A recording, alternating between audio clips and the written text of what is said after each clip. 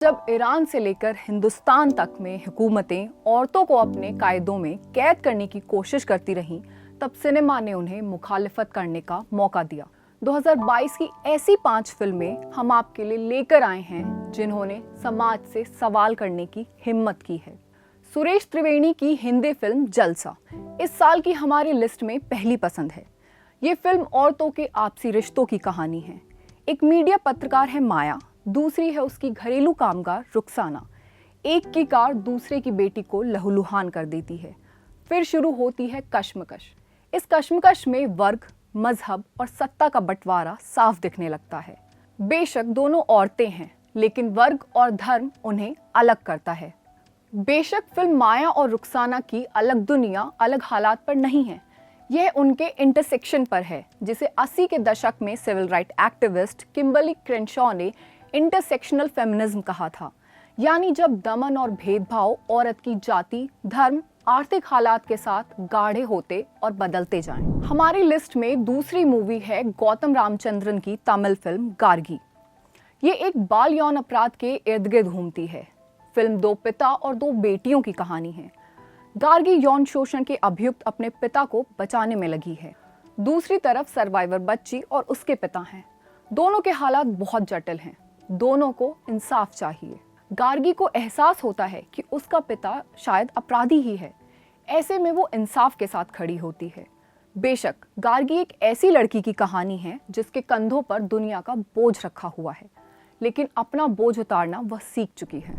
इन 2 फिल्मों के अलहदा कैरेक्टर जसमीत रीन की डायरेक्टोरियल डेब्यू डार्लिंग्स में भी नजर आते हैं। यहाँ भी कहानी 2 औरतों की है, माँ बेटी। बेटी बद्रू को उम्मीद है कि एक दिन उसकी शादीशुदा जिंदगी खुशहाल होगी। माँ शम्सू बेटी को अपने जुल्मी पति को छोड़ने के लिए कहती रहती है। घरेलू हिंसा पर बनी इस फिल्म में बद्रू खुद दुनिया बदलने की इच्छा रखती है। वो जिस नामुमकिन के लिए ललकती रहती है वो है सिर्फ उसकी इज्जत। डार्लिंग्स एक रिएक्टिव फिल्म है।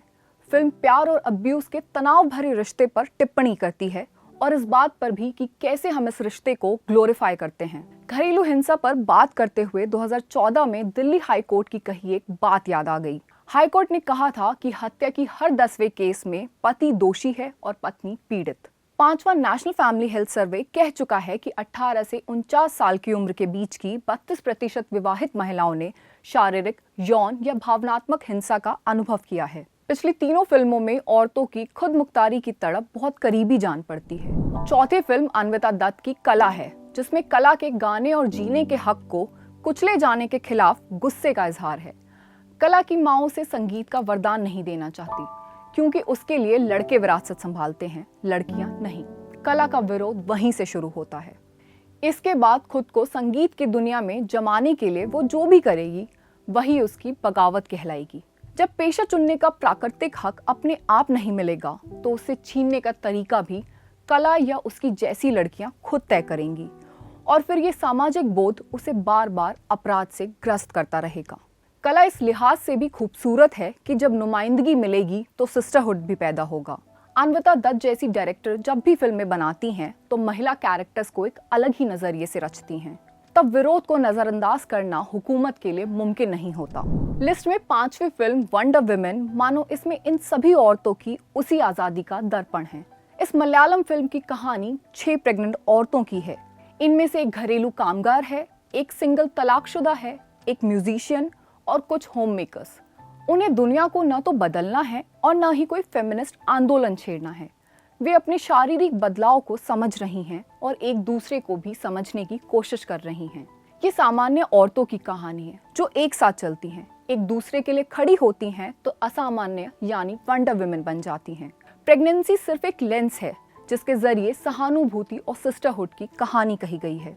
कहा जा सकता है कि प्रेगनेंसी को ग्लोरीफाई करना कहाँ तक मुनासिब है, जैसा कि फिल्म कई बार करती नजर आती है।